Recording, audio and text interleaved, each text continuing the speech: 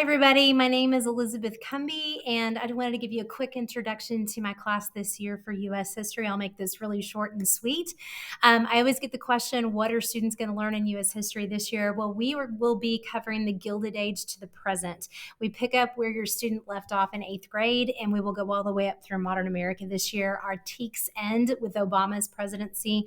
That's where we officially end, and quite frankly, we'll be racing to that point to get to that point by the time your students have their STAR test in April. So fall semester will be the Gilded Age through World War II, and the spring semester will be the Cold War going all the way up through modern America. A little bit about me. I graduated from TCU after growing up in Wichita Falls, Texas. I got both my undergraduate and my master's degree from TCU.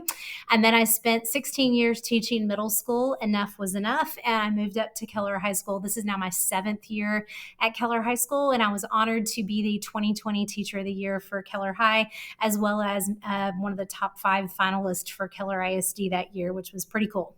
I also was the 2016 Teacher of the Year for the state of Texas for the Texas Council for the Social Studies.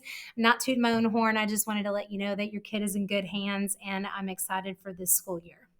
What do we need for a class this year? Very simple supplies for this year. A spiral would be helpful for note taking, for making sure that we've processing activities, things like that we're going to do in class.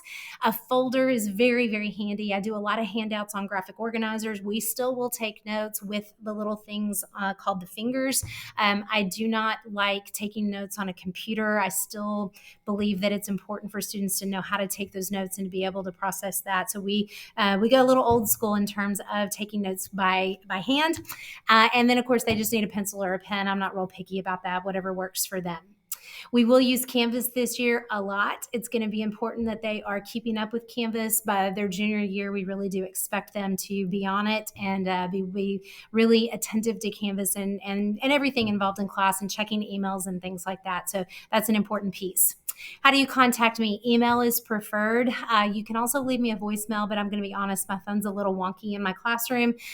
Sometimes I get messages, sometimes I don't. So email really is the preferred method. I am available for tutorials. Mornings are better for me as I do need to go pick up my son after school. But as long as we can arrange something, I will be available when we need to. Last thing, you can follow me on Twitter. What used to be Twitter now is X. I don't even know how you say that anymore, but it's Cumbie KHS. I do post pictures of what we're doing in class and things like that, which is kind of fun. We will use Remind this year, and I will require your student to sign up for that. Those class codes will be posted soon on Canvas, and I'll email them out as well, and we'll share those in class. And if you're wanting like a wish list item, the one thing that I go through just like crazy is Jolly Ranchers in my class. I know that sounds strange, but I use Jolly Ranchers for rewards, for incentives. I'll be honest with you, bribery on occasion. And so kids always know that if they need a little pick-me-up, I'm the teacher that has the Jolly Ranchers. So if you're ever inclined to pick up a bag, we will certainly take that donation. And then finally, the last thing I'll say is I really hope that by junior year, you are helping or encouraging your student to take initiative and let them be the ones to problem solve before parents get involved. By the time they're 16, 17, we really are trying to get the students to be the ones that try to get things accomplished on their own before getting mom and dad involved. It's really important that by this point, with being, one shake away from being an adult and possibly in college, that they're the ones that are taking really the initiative to contact their teachers if there's an issue or they need something, need some help or anything like that. So I encourage you to, if you're a parent that typically has reined your student in pretty tight, try to let go a little bit this year and let your student be the one to take initiative. I know it's really important for their growth.